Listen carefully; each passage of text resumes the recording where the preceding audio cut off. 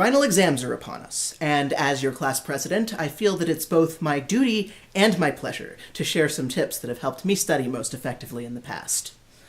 While there are a number of techniques that I've employed, I definitely don't want this video itself to be a distraction from the studying, so I've narrowed it down to 5 things that I think are most imperative and most helpful.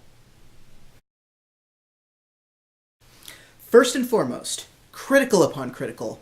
Keeping your mind healthy means keeping your body healthy. You wouldn't be able to perform to your fullest on any trial, whether physical or mental, if you're malnourished, dehydrated, or fatigued. So, as part of your study regime, you should make sure that you're getting enough food, enough water, and enough sleep. Now, of course, these are things of which to be mindful in day-to-day life, but this becomes particularly important in high-stress situations, such as exams.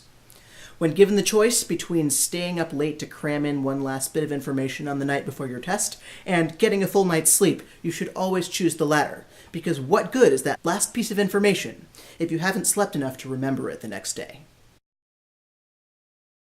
Good note-taking is crucial. The mere process of writing something down commits it to your memory far better than simply reading it or listening to it does. Now, presumably you've been doing this in your lectures already, as behooves you as a student at such a prestigious institution as ours.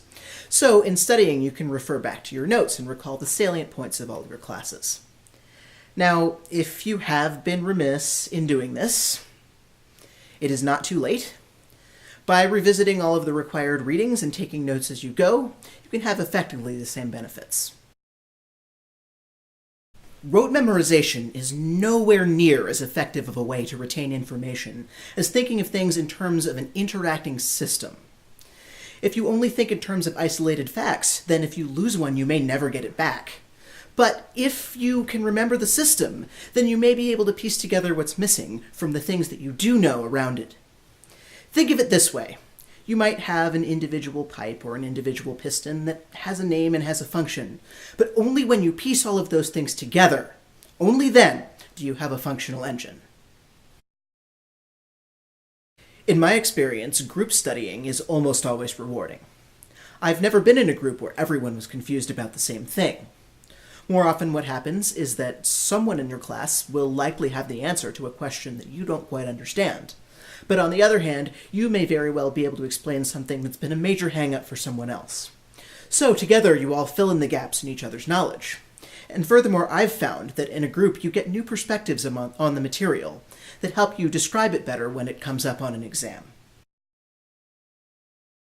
Now, my last suggestion is arguably one of the most difficult, and I do have to admit that I still have some trouble with this one myself. But it's important to remember that even during finals, each test is just one test. At this point, it's not likely to make or break your entire academic career. And so when I do not perform as well as I would like on a test, I tell myself, no, this here in and of itself is a learning experience.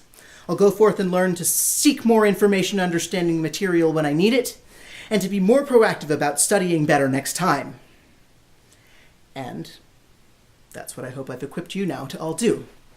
And so, my classmates and friends, go forth and use this information to your best advantages, and prepare to go beyond what you could have ever expected you would do during your exams.